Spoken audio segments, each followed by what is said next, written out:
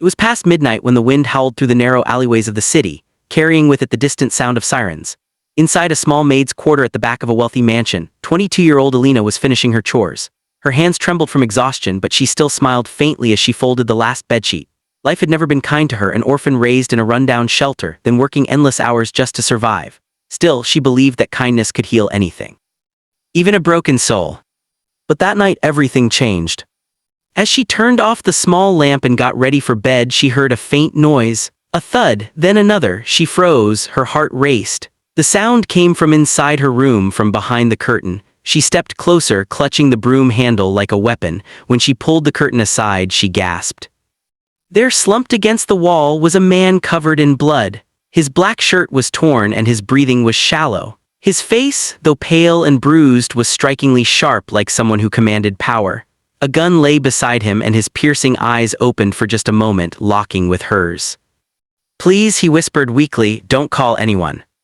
Elena's breath hitched. Every instinct told her to scream, to run, but something stopped her. His pain looked real, desperate, human, and despite the fear clawing at her chest, she couldn't ignore it. She quickly shut the door, locked it, and ran to fetch water and a clean towel. For the next few hours, she worked quietly, cleaning his wounds, stopping the bleeding, trying to bring down his fever. The man barely spoke, but every time their eyes met, there was something strange in his gaze, something broken. When dawn arrived, she finally dozed off on the chair beside him. By morning, the man was gone. She thought it was all a dream until she saw the bloodstains on her sheets and a single gold ring left on her bedside table. It had an engraved emblem of a wolf. 2 days later, the mansion buzzed with tension. Elena overheard the guards talking. "They say the wolf himself was seen near here, the most feared mafia boss in the city." Her heart dropped. The wolf, the name everyone feared, the man rumored to have built an empire of power and crime. No, it couldn't be him. But when she looked at the gold ring again, her hands shook. It was the same symbol. That night, while she tried to make sense of it all, someone knocked on her door, 3 slow knocks. She hesitated, then opened it slightly, only to find the same man standing there, dressed sharply this time, no trace of weakness in him. His eyes were colder, his presence commanding. "You saved my life," he said quietly. "I owe you." Elena's voice trembled. "You're the wolf." He didn't deny it. "Yes, but for one night I was just a man who didn't want to die alone."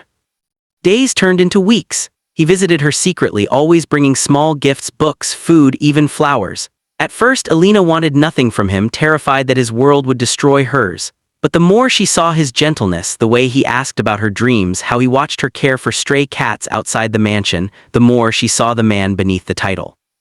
Behind the feared mafia boss was a lonely soul, trapped by choices and surrounded by shadows.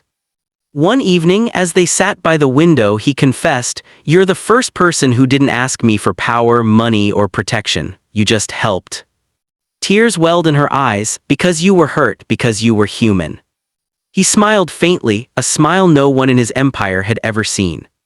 But peace never lasts long in a world of danger.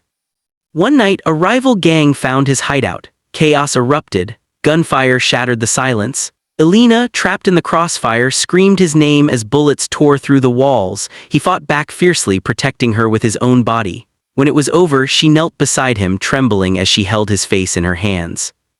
"Don't die," she cried. "Please, you promised you wouldn't disappear again." He coughed weakly, blood staining his lips. "I told you I don't deserve someone like you." "You deserve forgiveness," she whispered, tears falling. "Everyone does." He smiled faintly again, the same way he did that first night, and closed his eyes. For a moment she thought he was gone, but hours later she woke in a hospital, his hand holding hers. He was alive, barely, but alive. And that day changed everything. Months later, the newspapers announced a shocking story: the mafia boss who turned himself in. He confessed everything, exposed his corrupt empire, and disappeared from public sight. No one knew where he went. Until one spring morning in a small village by the sea, Elena opened the door of her new little bakery and froze. Standing there, holding a bouquet of lilies, was him, dressed simply, smiling freely for the first time. "I told you I owed you," he said softly. "Now I'm here to build something real with you." Elena's tears fell before she could stop them. She stepped forward and this time, without fear, she hugged him. Because even the most feared heart can find peace when someone believes it still deserves love. If this story touched your heart, remember, kindness costs nothing, but it can save a soul you never expected. Sometimes the smallest act of compassion can change even the darkest life.